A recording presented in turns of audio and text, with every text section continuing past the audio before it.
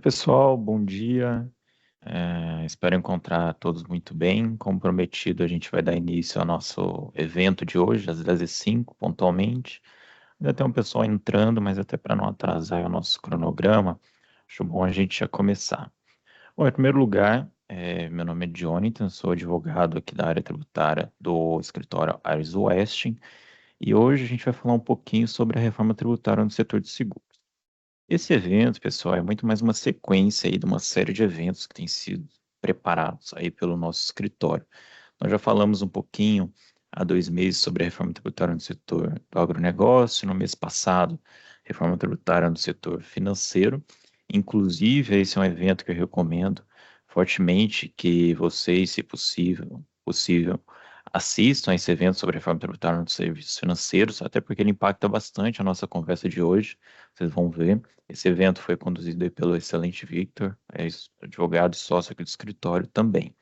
Pessoal, antes da gente começar, eu queria pedir a gentileza de que vocês nos acompanhem nas nossas redes sociais, no LinkedIn, no Instagram. Por lá nós compartilhamos uma série de informações relevantes sobre o mundo tributário, societário, não só para o setor de seguros, mas para todos os setores em geral. E lá também nós compartilhamos e vamos compartilhar os nossos próximos eventos. A gente já tem outros eventos sobre reforma tributária programados para os próximos meses. E nós vamos compartilhar muito em breve qual vai ser o próximo. Mas hoje, atendo ao nosso objeto, a gente vai falar um pouquinho sobre a reforma tributária no setor de seguros, né? E que vai ser bastante impactado pela reforma tributária com a mudança de alguns paradigmas. Pessoal, se tiver algum problema no áudio ou no vídeo, eu peço que vocês informem aí pelo chat, perfeito? Enfim, vamos lá. Bom, ah, eu dividi a apresentação, pessoal, até para poder ficar um pouco mais dinâmica, de uma maneira aí que a gente vai construindo dos aspectos mais gerais para os aspectos mais específicos, até chegarmos aí no setor de seguros, para a gente fechar com algumas reflexões. Então eu dividi, deixa eu até pegar aqui para ficar mais fácil, né? A gente vai falar um pouquinho sobre a reforma tributária como um todo, vamos dar uma breve contextualizada, vamos falar um pouquinho então do IBS, CBS, além do imposto seletivo de maneira muito breve, trazer seus principais aspectos e vamos falar rapidamente dos serviços financeiros, algumas posições comuns e gerais, né, que é um regime específico do qual as seguradoras estão inseridas, perfeito? Mas lembrando que seria muito interessante que vocês assistissem, se possível, o evento sobre serviços financeiros em específico. Na sequência, até para a gente ter para a gente seguir aqui a metodologia e ter um panorama, né, geral sobre a situação atual das seguradoras, para que a gente consiga chegar e comparar com os principais impactos e pontos relevantes da reforma tributária no setor de seguros, que tem aspectos bem particulares aí. Vamos falar um pouquinho também do IOF Seguros, né, que foi extinto e é um impacto bem interessante para o setor, e vamos fechar para trazer um pouquinho sobre as obrigações acessórias, porque tem uma obrigação acessória específica para seguradoras que eu queria pontuar com vocês. E, por fim, vamos fechar aí com alguns impactos. Esses impactos aqui são mais reflexões que são uma mera decorrência da nossa apresentação como um todo, para que vocês, ao final aí, e se possível, contribuam para a reflexão e considerações relevantes sobre a reforma tributária no setor de seguros. Ok? Então vamos lá. Dando início ao nosso primeiro capítulo, né, que é a reforma tributária, aqui eu trouxe um panorama geral, né? Pessoal, muito embora a gente tenha debatido com muito mais afinco a reforma tributária nos últimos anos, nos últimos meses principalmente, né? A gente precisa ter em mente que, na verdade, a reforma tributária é uma discussão que vem se desdobrando nos últimos anos, né? Ela vem se desenhando nos últimos anos, há bastante tempo, na verdade, né? Como nós sabemos, o sistema tributário brasileiro, ele carrega uma complexidade inerente, fruto de legislações não muito uniformes, na verdade, uma série de tributos, e tributos que possuem, mesmo o mesmo tributo, possuem legislações diferentes, né? Como é o caso do ISS, que possui uma legislação diferente, possivelmente diferente em cada município. Então, o sistema carrega uma certa complexidade e isso gerou de uma série de debates, até porque isso pode gerar entraves no desenvolvimento econômico, né? Então, é uma discussão que vem se desenhando há muito tempo e acabou aí se desdobrando na aprovação da emenda constitucional número 132, né, com a reforma tributária. E o que que nós temos, né, em relação à reforma tributária de maneira geral? O primeiro aspecto relevante que eu pontuo com vocês é que nós estamos falando aqui da reforma tributária no setor, reforma tributária do consumo, na reforma tributária da renda. Nós já temos algumas discussões aí pertinentes e que já foram desenvolvidas a respeito da reforma tributária da renda e que estão sendo desenvolvidas, mas o que nós vamos nos ater hoje é a reforma tributária do consumo. O que que é essa reforma tributária do consumo, né? Hoje, o que nós temos em termos de tributação do consumo é a composição por basicamente 5 tributos, né? Além do IOF Seguros, que nós colocamos aqui em razão das seguradoras, evidente. Mas, basicamente, PIS e COFINS, de competência federal, né? As contribuições sociais, o IPI, também federal, o ICMS estadual e o ISS municipal. Então, essa é a composição que nós temos quando nós estamos tratando de tributação do consumo.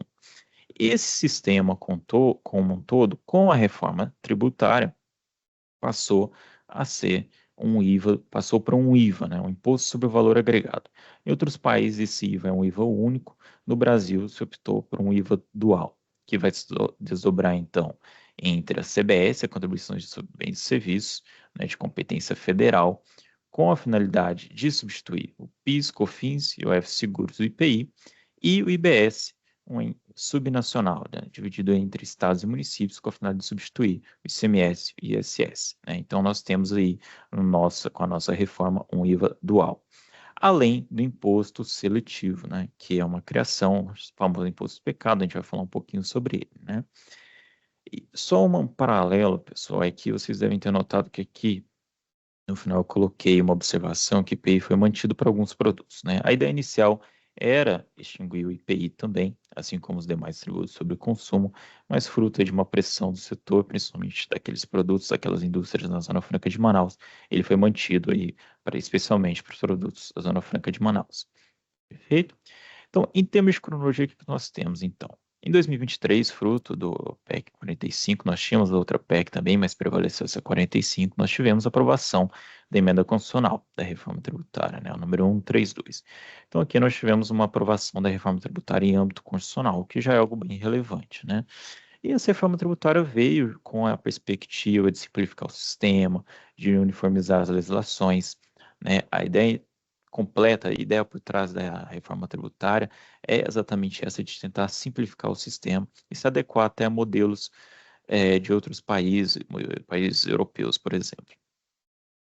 Na sequência, em 2024 e 2025, né, nós tivemos, depois da aprovação da emenda constitucional, as discussões relativas às leis complementares para regulamentar exatamente o IBS, CBS e Imposto Seletivo. IBS, CBS, nós temos a LC 214, que inclusive vai ser o nosso principal objeto de estudo, que foi aprovada, e do Imposto Seletivo ainda depende aí de aprovação ao PLP que trata da regulamentação do Imposto Seletivo. Nós ainda temos questões relativas aos aspectos específicos de gestão de administração do IBS. Esse também está pendente de aprovação, é o PLP que trata do comitê gestor, responsável por fiscalizar, arrecadar e organizar essa administração do IBS, né, que é subnacional, como eu comentei com vocês, né. A expectativa é que no próximo semestre já seja aprovado, né, esse PLP. Temos ainda que aprovar as leis ordinárias para definir, por exemplo, as alíquotas do imposto seletivo e alguns aspectos operacionais do Fundo Nacional de Desenvolvimento. O regulamento do IBS e da CBS também deve ser aprovado, além do desenvolvimento do sistema de cobrança da CBS e do IBS. Nós tivemos notícias bem recentes, né, que o CERPRO, junto com a Receita Federal, deram início aí a um período teste com algumas empresas selecionadas para verificar como vai se dar essa cobrança, principalmente da CBS, né, essa administração da CBS. Então a gente deve ter notícias em breve aí de como isso tem ocorrido e quais foram os desdobramentos disso, né. Em 2026 é que nós temos o início, né, o ano teste da CBS e do IBS, tá? As alíquotas de 0,9% e 0,1%. Por se tratar de um ano teste, né, com a aplicação dessas alíquotas, né, bem menores do que as alíquotas que vão ser as reais, o recolhimento do CBS e IBS, fruto desse ano teste, vai poder ser compensado com o PIS e COFINS, né, que ainda não vai ter sido extinto em 2026. Então, os contribuintes vão poder compensar, sem considerar ainda o fato de que esse recolhimento dessas alíquotas pode ser dispensado no caso de cumprimento das obrigações acessórias, tá perfeito? Bom, Em 2027, então, nós temos de fato, a extinção do PIS e da COFINS e o início da cobrança da CBS integralmente. Além da extinção do IOF Seguros, a redução a zero dos alíquotas do IPI, exceto os casos da Zona Franca de Manaus, e o início da cobrança do imposto seletivo. Ok? Em 2029, de 2029 a 2032, nós damos início ao período de transição do ICMS e do ISS, né? A extinção do ISS e do ICMS para o IBS. Essa transição, ela vai se dar de maneira gradual. Então, conforme as alíquotas do ICMS e do ISS vão sendo reduzidas aí de 10% a 100%, isso também vai implicar no aumento proporcional do IBS e da CBS. E somente em 2033 nós teremos a vigência integral do novo modelo, também com a extinção do ICMS e do ISS. Então, o que a gente pode notar aqui é que nós vamos ter aí um período de transição bastante extenso, em que as empresas, os contribuintes, vão ter que submeter, se adaptar, se adequar para conviver com os dois regimes, tanto o regime antigo, né, a tributação antiga que nós temos hoje, na verdade, sobre o consumo, e aquela fruto da reforma tributária, né, pelo menos até 2033. Bom, e dando sequência, o que nós temos então de principais características do nosso IVA dual, né? Fruto aqui da CBS e do DBS. Bom, muito em linha com as premissas da reforma tributária de simplificar todo o sistema, nós temos aí uma série de princípios gerais desses tributos, né? E eu vou passar aqui pelos principais para a gente ter um panorama geral. O primeiro deles é a neutralidade, né? Essa ideia de neutralidade, o princípio da neutralidade. O que isso quer dizer? A pretensão da reforma tributária é que, com esses novos tributos, a aplicação desses novos tributos implique, não deixe de implicar, na verdade, mesmo que indiretamente, nas decisões tanto de consumo quanto de organização econômica dos contribuintes. Então, a ideia é que esse novo sistema não prejudique tanto o consumo quanto a própria atividade econômica das empresas, que elas decidam operacionalizar, se organizar economicamente de uma maneira sem que os tributos, a cobrança dos nossos tributos, implique ou resulte aí em situações favoráveis ou favoráveis para as companhias, né? E também para os consumidores. E muito em razão dessa neutralidade, a gente vai ver que para o setor de seguros, por exemplo, nós temos alguns mecanismos bem interessantes para neutralizar as operações, né? E um desses mecanismos nós vamos ver, inclusive no setor de seguros, também se dá aí de maneira concorrente com a não cumulatividade plena. Bom, a não cumulatividade plena, esse novo princípio, é algo que nós já tínhamos no sistema anterior. Não era exatamente uma não cumulatividade plena, tinha-se discussões aí se essa não cumulatividade era plena ou não, mas o fato é que ela não era plena. E agora o legislador, com a nova reforma tributária, promete uma não cumulatividade plena, de maneira que pode se apurar créditos, débitos e créditos, né? Créditos na entrada com os débitos na saída, né? De maneira até a neutralizar essa operação. A única restrição aqui que nós vamos ter é com os bens de uso e consumo pessoal, que eu vou falar um pouquinho mais na frente, como isso vai se dar. Bom, outro aspecto interessante da reforma tributária é que agora nós temos uma base ampla e uma legislação uniforme. O que isso significa, né? Base ampla corresponde a dizer que agora, basicamente, tudo vai ser objeto de tributação pela CBS e IBS. Tanto bens tangíveis, intangíveis, serviços, direitos de imagem, enfim, é uma base bastante ampla que vai sofrer isso da CBS e IBS. Isso aqui é relevante porque no sistema que nós temos hoje, nós temos uma série de discussões sobre o que é base de um determinado tributo, ou base de outro tributo, se é base do ICMS, ou se é base do ISS, se é serviço, se é mercadoria, enfim, a ideia é que isso seja, de certa maneira, eliminado com a reforma tributária. Além da legislação uniforme. Nós vamos ver que não é exatamente assim, nós podemos ter alguns conflitos, mas a regra geral é que nós vamos ter uma legislação uniforme, como nós temos para a CBS e para o IBS. Mesmos fatos geradores, mesmas regras de apuração, mesmas alíquotas, ok? As alíquotas, tipo, proporcionalmente ali a alíquota de referência. Nós também teremos aí, como outra característica geral, a tributação no destino. Nós já tínhamos aí algumas discussões no sistema atual, se essa tributação se dá no destino ou na origem, para alguns tributos principalmente, mas agora deve prevalecer a regra na tributação no destino, onde é realmente consumido. Cálculo por fora. Bom, cálculo por fora equivale a dizer que a CBS e IBS não vão integrar suas próprias bases de cálculo. Essa é a regra geral, pelo menos. Isso pode parecer meio óbvio, mas no sistema atual nós temos algumas discussões até algumas previsões, como é o caso do ICMS, que o ICMS compõe sua própria base de cálculo. Nos casos seguradoras, por exemplo, nós temos discussões aí no sentido de que PIS e COFINS, se ela deve ou não ser inserida às suas próprias bases de cálculo, né? Aí, com base naquele conceito de receita, faturamento. Bom, outro aspecto geral e muito importante, a apuração consolidada. Isso aqui é muito relevante, é interessante para as companhias, com maneira de simplificar, que essa apuração vai se dar de maneira consolidada entre matrizes e filiais, uma periodicidade mensal. Bom, e fruto aqui da não conectividade ampla, também temos como uma promessa aqui, um princípio, ao rápido ressarcimento dos créditos acumulados.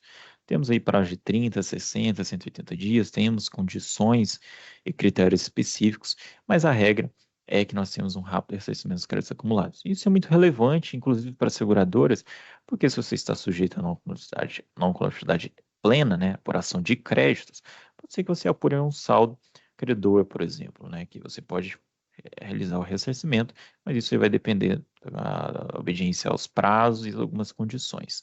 Mas a ideia é que seja bastante rápido e ágil. Alíquotas padrão, né? Essa alíquotas padrão equivale a dizer basicamente que agora, uma vez estabelecida a alíquota dentro de um determinado ente, município, estado, essa alíquota vai ser aplicada para todos os bens e serviços. Isso é relevante porque no sistema que nós temos hoje, nós temos situações em que determinado item dentro de um mesmo, determinado item de um estado pode ter uma alíquota diferente de outro item, por exemplo, com base naquele critério de se o bem é mais essencial ou menos essencial. Enfim, agora nós teremos alíquotas padrão, padronizadas no mesmo ente, né? Isso pode facilitar bastante aí também a organização das companhias, dos contribuintes. Bom, aqui é mais um quadro comparativo para que a gente consiga, então, mapear e até enxergar com mais qualidade aqui quais são os aspectos principais que nós temos no regime atual e o que vai ser modificado para o novo regime. Então, em termos de fato gerador, né? No regime atual, nós temos um fato gerador que depende do tributo, né? Principalmente aí dos tributos incidentes sobre o consumo. Então, no ICMS na circulação de mercadorias, no ICMS na prestação de serviços, PIS e COFINS, receitas do faturamento e IPI na industrialização. No novo regime, nós temos alguma regra simples, mais geral, né? Que o fato gerador são operações onerosas com bens ou serviços, tangíveis ou intangíveis, né? Aquela base ampla que eu comentei.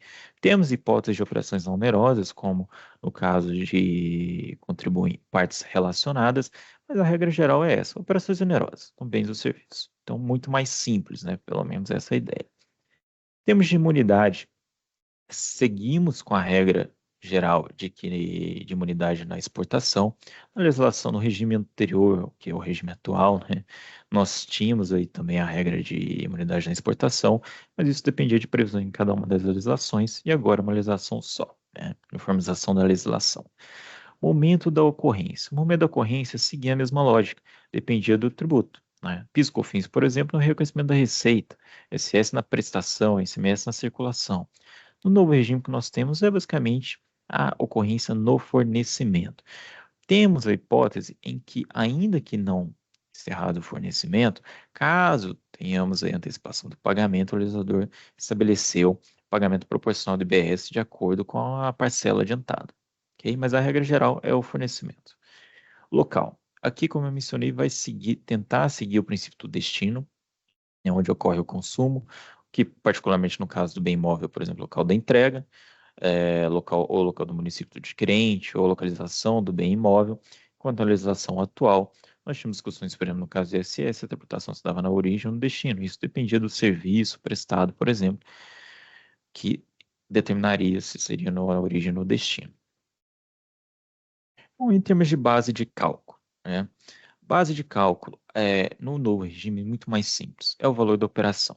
Né? E essa operação, o valor da operação, ela vai depender simplesmente do setor que nós estamos analisando. Nós vamos ver que no setor de seguradora, por exemplo, são os prêmios. Mas é muito mais simples, né? O valor da operação.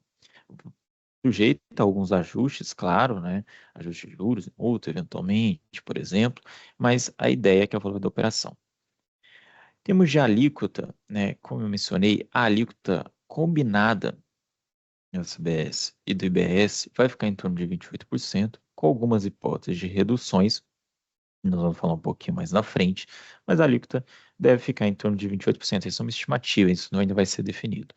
No sistema atual, nós temos alíquotas que variam não só em razão dos tributos, mas em razão dos próprios itens, né? Então, esse mês podia variar até 23%, até alíquotas maiores, SS de 2 a 5%, PIS e COFINS 3,65% no cumulativo, 4,65% para seguradoras, por exemplo, instituições financeiras, 9,25% no não cumulativo e IPI também tinha uma variação bem alta.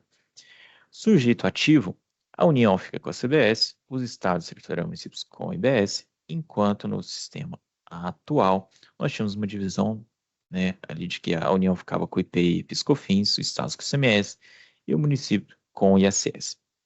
Sujeito passivo permanece, fornecedor e importador, e como é no regime atual.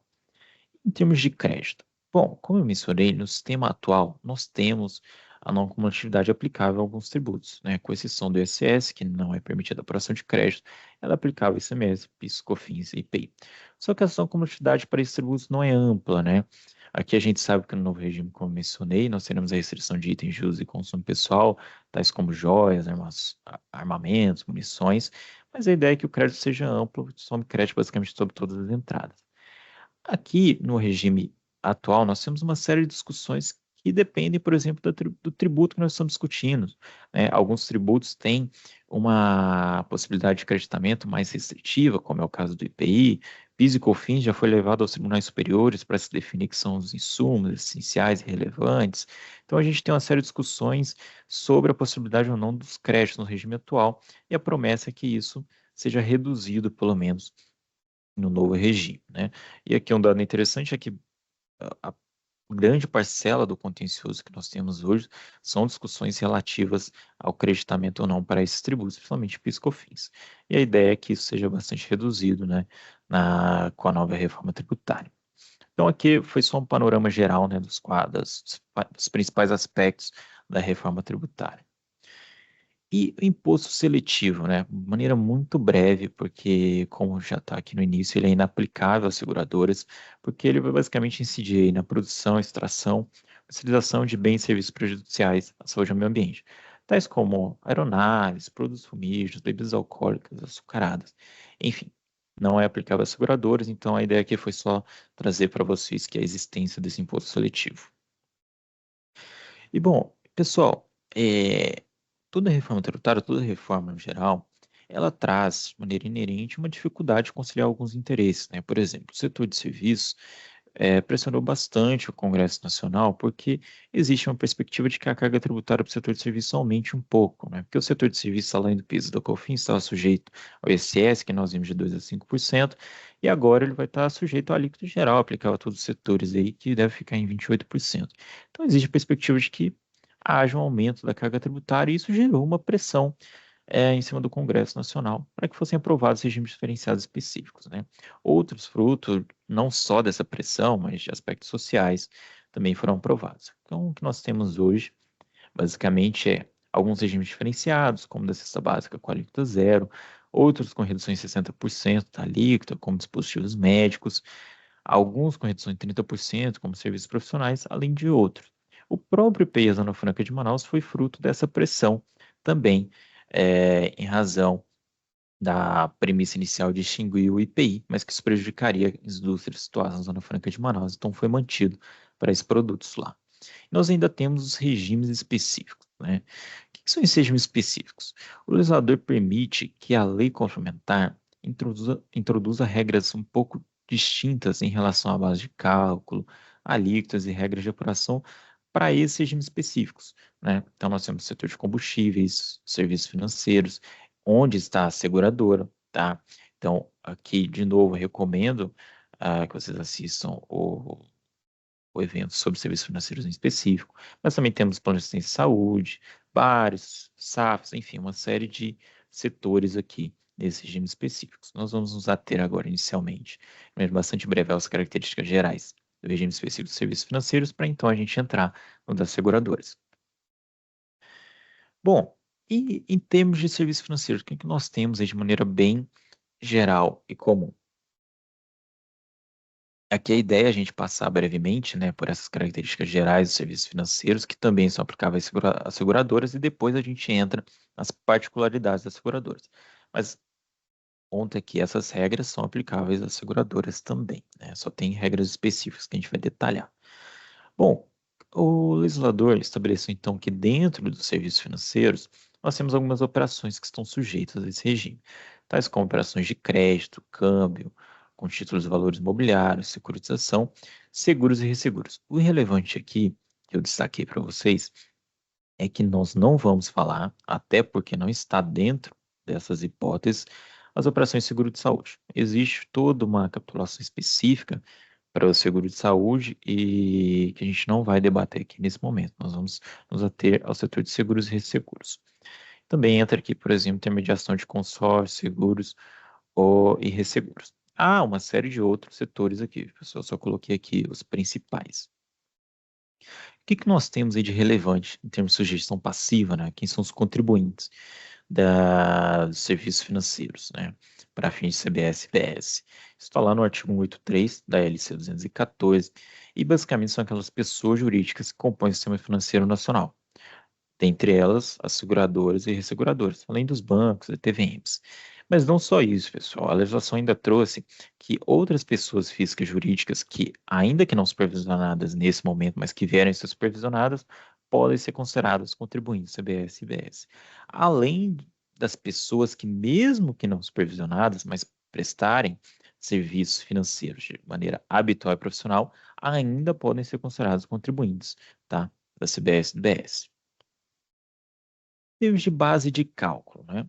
Base de cálculo, e aqui bem interessante, pessoal, é que a base de cálculo vai ser a receita das operações. Vejam que o legislador, inclusive, emprega esse termo receitas, né? Isso pode abrir margem para, como nós vamos ver, discussões sobre o que é receita ou não de cada uma dessas entidades que estão dentro desses serviços financeiros. Mas o fato é que são receitas das operações.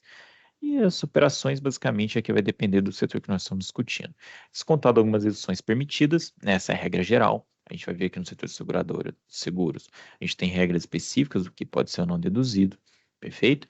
E além disso, em termos de base de cálculo, a gente ainda pode pontuar que eventuais reversões de provisões ou recuperação de créditos anteriormente baixados, né, que foram computados como despesa lá no passado, mas que agora aqui vão entrar como receita, tem que ser consideradas na base de cálculo da CBS e do BS, né? Algumas deduções, a gente vai entrar um pouquinho melhor nisso ali na frente, somente sendo admitidas relativas às operações previamente autorizadas, além da vedação de despesas de natureza administrativa, tais como aluguéis, escritório, por exemplo. Algo muito interessante em termos de base de cálculo que eu gostaria de destacar é o regime do carry forward, né? Basicamente, aqui permite que eventual apuração de base de cálculo negativa, fruto de mais deduções do que receitas, por exemplo, ela poderá ser aproveitada em períodos subsequentes pelo prazo de até 5 anos. Então, isso aqui é bem interessante também em termos de base de cálculo. Em termos de alíquota, pessoal, o que eu queria destacar com vocês aqui em termos de alíquota é algo muito interessante, é que vocês devem ter reparado que lá no início eu pontuei com vocês que as alíquotas serão padronizadas, né? E essas alíquotas padronizadas em cada um dos entes, né? O ponto para os serviços financeiros é que as alíquotas, elas serão, na verdade, nacionalmente uniformes.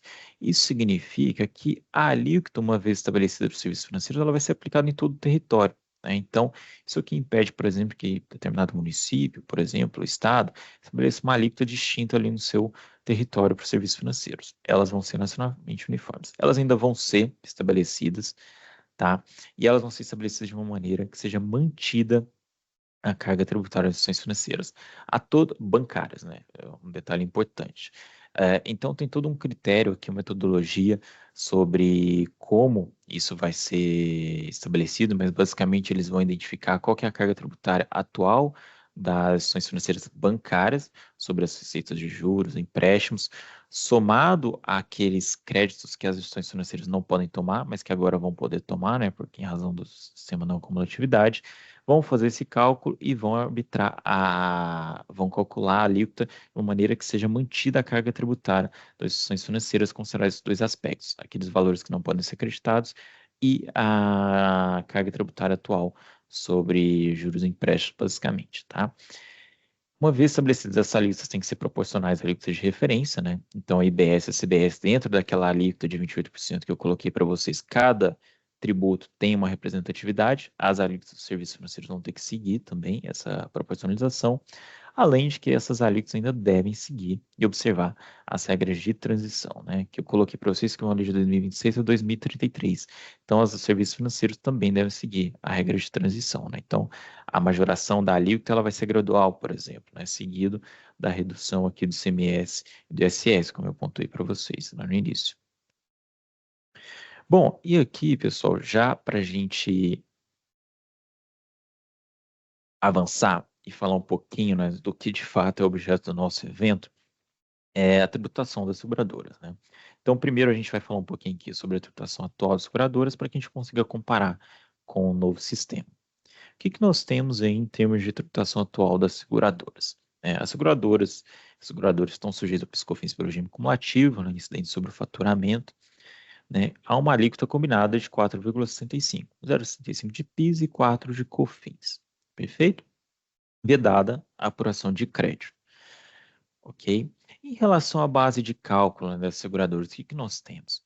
Nós tínhamos até a 12973, a Lei 12973 de 2014, discussões sobre qual seria a base de cálculo das seguradoras, né? Porque a gente tinha uma jurisprudência também histórica do Supremo, que a base de cálculo do PIS e da COFINS, receita ou faturamento, que na verdade são equivalentes segundo o Supremo Tribunal Federal, seriam aquelas receitas equivalentes, correspondentes à prestação de serviço ou circulação de mercadorias.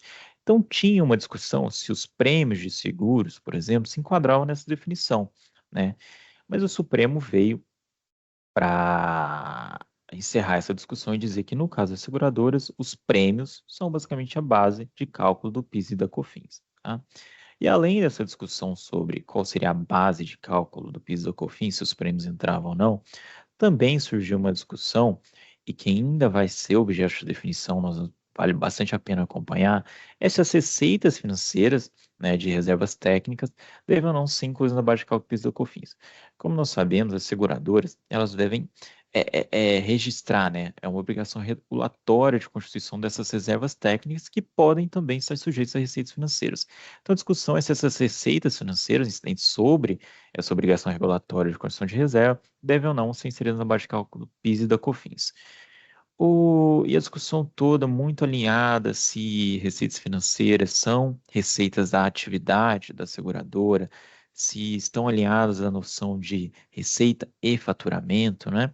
O ponto é que o Supremo ainda vai definir esse tema, já é um tema que foi submetido ao rito de repercussão geral, deve ser definido em breve. O panorama é relativamente positivo, nós temos aí algumas manifestações de ministros no sentido de que receitas financeiras não são receitas da atividade das seguradoras, então por isso não poderiam ser incluídas, assim como os prêmios na base de cálculo PIS da COFINS. Mas vale a pena a gente acompanhar esse julgamento, até porque eu vou detalhar um pouquinho melhor, esse julgamento pode até impactar os novos tributos. Tá? Em termos de dedução, né?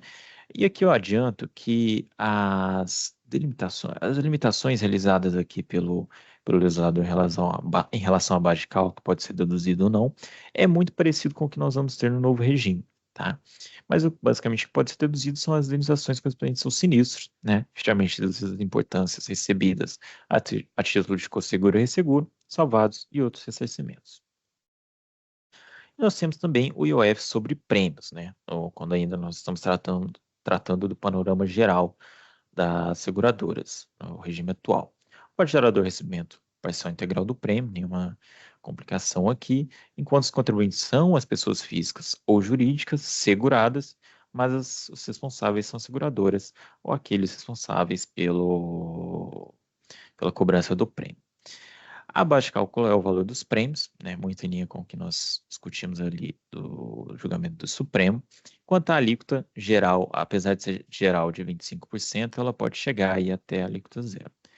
Aqui, pessoal, vocês devem ter acompanhado que recentemente o governo federal editou alguns decretos com a pretensão de majorar a alíquota do IOF, né? Inclusive operações sujeitas aí que impactavam as seguradoras como seguro de vida.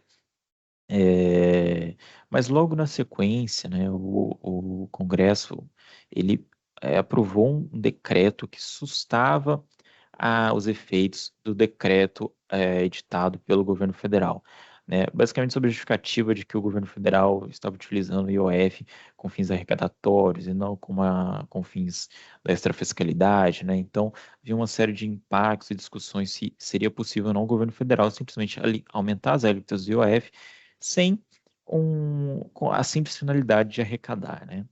E mais recentemente ainda foi ajuizada uma ação declaratória no Supremo que gerou uma decisão do Supremo Tribunal Federal que suspendeu todos os decretos, né? Suspendeu tanto o decreto do governo federal que aumentava as alíquotas quanto o decreto legislativo que sustava o decreto federal. Então, o que nós temos hoje é que prevalecem as definições aqui do decreto número 600/306, especialmente em relação às alíquotas. Ontem, no fim da tarde, ainda nós tivemos a notícia de que o governo federal e o Congresso tentaram chegar a um acordo, né, intermediado ali até pelo Supremo Tribunal Federal. Pelo que parece, nós não tivemos nenhum acordo. Então, é possível aí que nos próximos dias ou nos próximos meses nós tenhamos novos desdobramentos, novas decisões a respeito da alíquota do IOF. Se vai ser mantida essa alíquota prevista no decreto 6.306 ou as novas alíquotas estabelecidas pelo governo federal. Bom, e agora? A gente vai entrar de fato no que foi realizado aí em termos de reforma tributária. Nós temos de fato para o setor de seguros, né, que foi trazido pelo legislador. Bom, aqui é basicamente para dizer que, mais uma vez, as operações de seguros e seguros passam a ser tributadas pelo CBS e CBS e estão aí no regime específico de serviços financeiros, tá? E nós temos operações de seguros, com exceção de seguro-saúde e de resseguros. Os contribuintes são as sociedades seguradoras ou as resseguradoras, ok? Aqui é muito simples, né? Simplesmente materialidade dos contribuintes. E aqui fica mais interessante, né? Em base de cálculo, o que nós temos, né? O principal aspecto, né, e muito relevante para as seguradoras, estabelecido especificamente para as seguradoras, é que o CBS e CBS vão seguir o regime de caixa nas seguradoras, né? Então, a base de cálculo, o fato gerador aqui vão ser o recebimento dos prêmios de seguros e co-seguros na medida do seu efetivo recebimento. Então, isso pode ter um impacto bem interessante para as seguradoras em termos de fluxo de caixa, né? E aqui, pessoal, nós tivemos uma disposição interessante que pode gerar algumas discussões. O legislador trouxe que as receitas financeiras, tá, dos ativos garantidores, das reservas técnicas, elas vão sim impactar a base de cálculo do CBS e da IBS, tá? Mas ele trouxe uma regrinha específica, somente na proporção das receitas de prêmios que não geram crédito de IBS e CBS para os adquirentes frente às receitas totais. E aqui a palavra-chave é essa, créditos. Vocês vão notar que, principalmente quando nós formos falar de dedução da base de cálculo, o critério alimentar definido pelo legislador vai ser se tem direito a crédito ou não, tá? E não foi diferente aqui em relação às receitas financeiras. Mas o que ele está dizendo é, as receitas financeiras entram na base, mas elas devem seguir essa proporção. Então, para ilustrar um pouquinho melhor como seria isso, né, a gente pode pensar na hipótese de uma seguradora que tenha, por exemplo, uma receita total de 100, né? Dessa receita total de 100, nós temos que 60%, ou seja, 60, não geram crédito de CBS e IBS, ok? Enquanto 40 geram crédito. Então, o que nós temos aqui, das receitas totais, 60% geram direito a crédito. Em paralelo, essa mesma seguradora apurou uma receita financeira de 10. O que essa regra diz é que deve seguir uma proporção. Então, se, no caso das receitas totais, 60% geram direito a crédito, essa mesma proporção tem que ser aplicada para as receitas financeiras. Então, se a seguradora apurou 10 de receita financeira, somente 60%, ou seja, 6, desse total, né, vão ser inseridos na base de cálculo do CBS e IBS. É isso que traz essa regrinha estabelecida para as seguradoras, ok? E a ideia é que essa temática vai evitar algumas distorções no mecanismo de não convertibilidade, garantindo que apenas parte das receitas financeiras que não geram crédito sejam tributadas.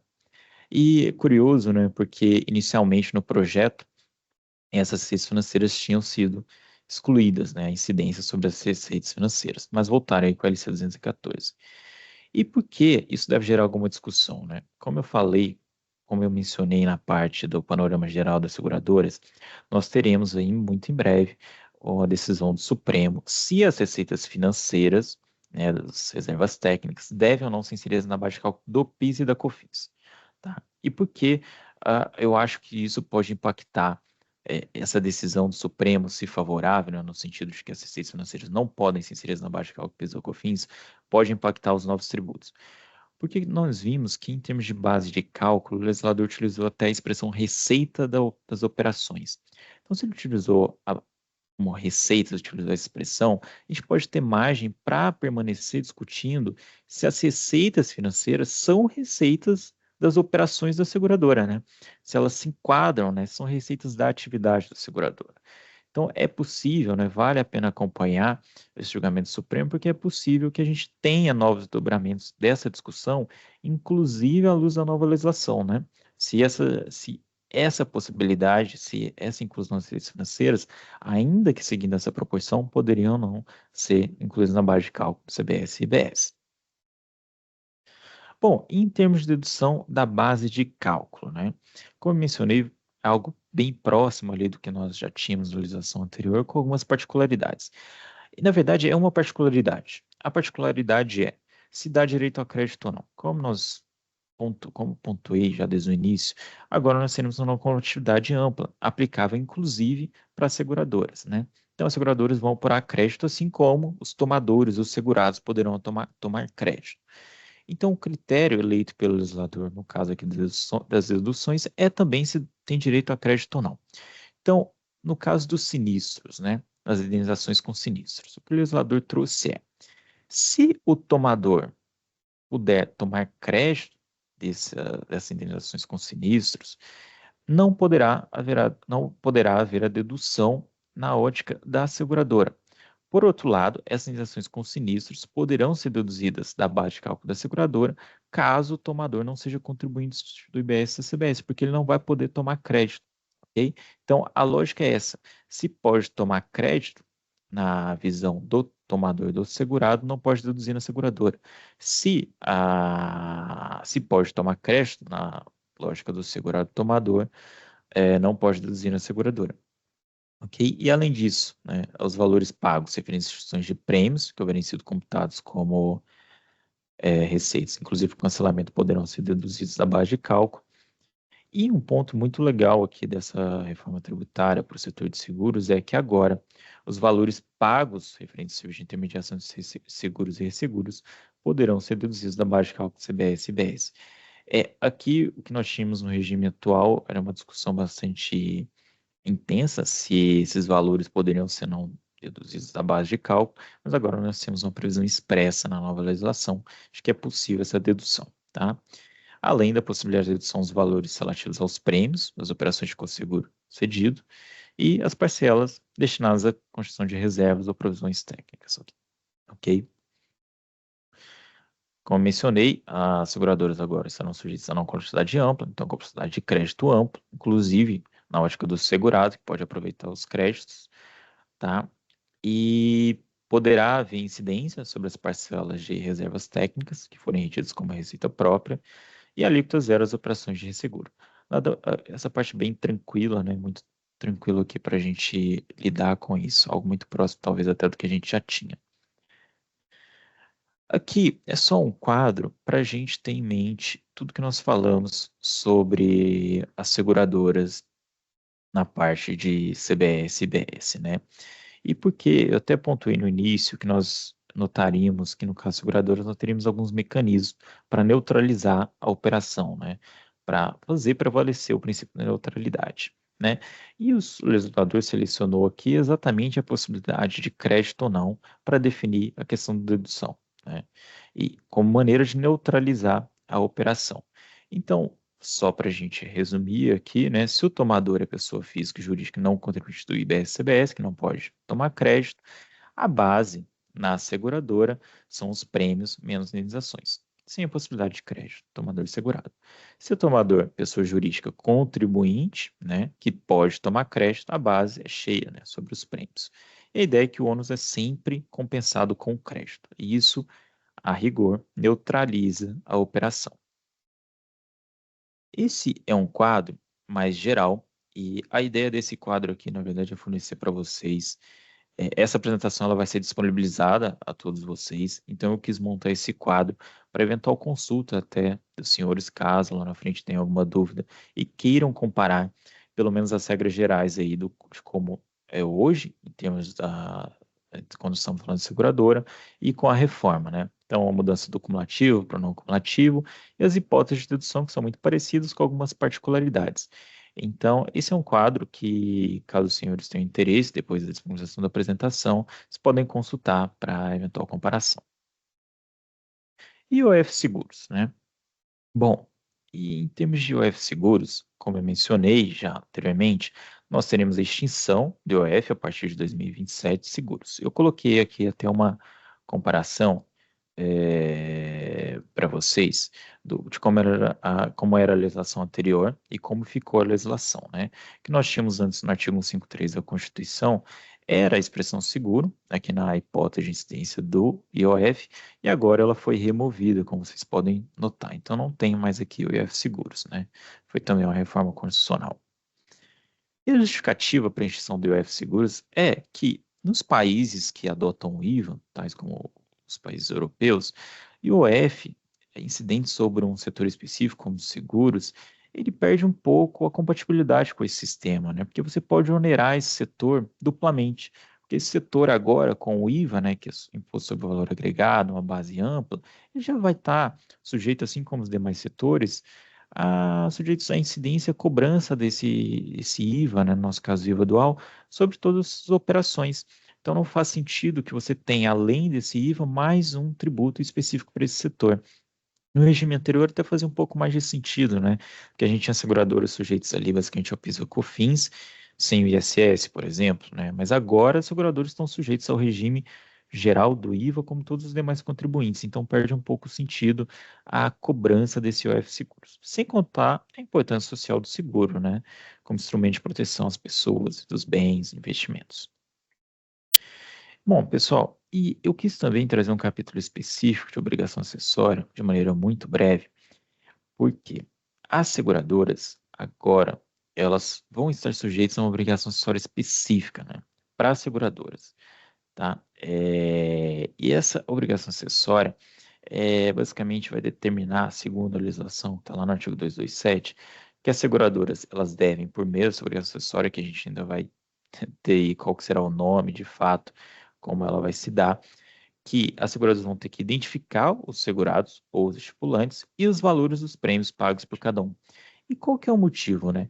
Como eu mencionei, a ideia aqui é neutralizar a operação, segundo o legislador, de uma maneira que o segurado possa tomar crédito, né, sobre os valores pagos anteriormente. Então, a fiscalização, ela estabeleceu essa obrigação acessória de uma maneira que ela tenha condições de identificar quanto de prêmio foi pago por cada um dos segurados para fim de apuração do próprio crédito, né?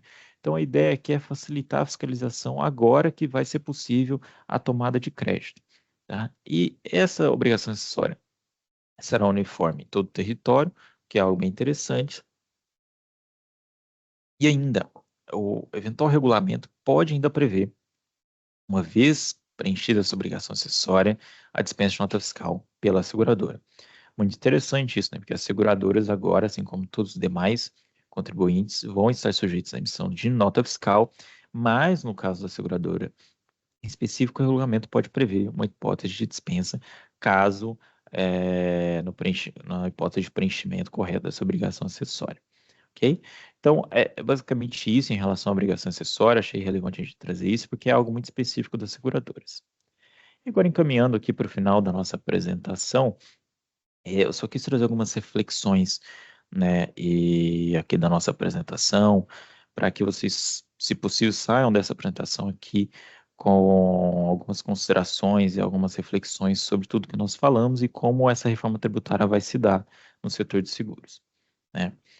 E, bom, a primeira delas, é uma mais geral, é que CBS e IBS não são integralmente harmonizados, né? A ideia inicial é uma base ampla e legislação uniforme, sobretudo, né? Mas o ponto é, nós temos um IVA dual, CBS e IBS. CBS União Federal e IBS Estados. e dos municípios. Então, nós certamente teremos conflitos de interesse, né? É natural que isso aconteça. E a CBS vai ser administrada pela União Federal, enquanto o IBS pelo Comitê Gestor, que eu mencionei para vocês, que ainda está pendente de aprovação, né, ao projeto de lei. Então, é possível, se a CBS é administrada e organizada pela pela União Federal e IBS pelo Comitê Gestor, são dois entes, né, que podem ter interpretações diferentes sobre elementos de determinados fatos, sobre bases de cálculo, muito embora a legislação seja uniforme, né? Então é evidente que a gente pode ter interpretações distintas, né, e que não necessariamente vão convergir em todos os aspectos. Nós temos alguns mecanismos que foram previstos na legislação para tentar eliminar isso como mecanismos de uniformização da interpretação. Então, o próprio legislador admite que podem ter interpretações distintas, mas o fato é que esses mecanismos, que são organizações, elas vão ser compostas majoritariamente por representantes da União Federal. Isso pode gerar um desconforto, né, por parte dos municípios e dos estados. Enfim, nós ainda vamos acompanhar e ver como isso vai se dar na prática, mas é um ponto relevante, né? Que, muito embora a promessa seja de harmonização completa, não é exatamente isso que deve acontecer. Mas o fato é que a reforma tributária vai implicar, vai demandar das seguradoras uma revisão, uma adaptação desses planejamentos tributários, né? Operações que não eram tributadas anteriormente, como é o caso de seguradoras, pelo ISS, por exemplo, pelo ICMS, agora vão ser tributadas pelos tributos em geral, pelo IBS e ICBS. Então, evidentemente que isso vai gerar, deve gerar por parte das seguradoras, uma, não exatamente uma preocupação, né? Mas uma organização para se adaptar a essa nova tributação, né?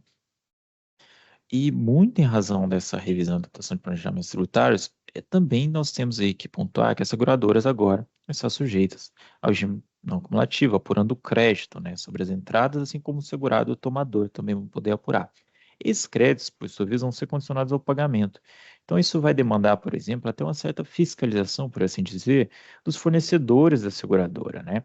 Porque esse fornecedor, a seguradora só vai poder tomar o crédito, por exemplo, se tiver ocorrido o pagamento. Então, isso vai demandar, sim, uma certa fiscalização dos fornecedores, se eles pagaram ou não o tributo. E, por fim, e esse talvez seja o mais relevante, a necessidade de reequilíbrio. Necessidade, né? Mas tem uma oportunidade para que sejam reequilibrados os contratos e a precificação dos produtos e serviços, né?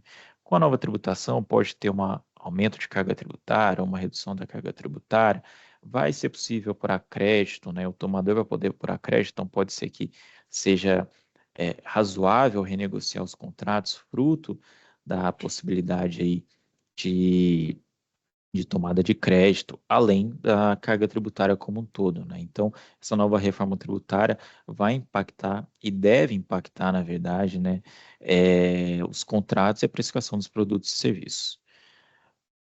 Bom, pessoal, basicamente essa era a minha apresentação que eu queria trazer aqui para vocês em relação à reforma tributária no setor de seguros. Espero que tenha sido bastante proveitosa para os senhores. É, Caso os senhores tenham alguma dúvida, alguma reflexão, nós aqui do escritório estamos disponíveis, podem nos encaminhar e-mail, entrar em contato para a gente debater o assunto. É claro aqui que foi uma apresentação bastante breve, mais geral, né? A gente pode descer um pouco mais detalhamento, pode detalhar um pouco mais algumas operações em específico, mas eu espero que tenha sido de bom proveito para os senhores. Muito obrigado.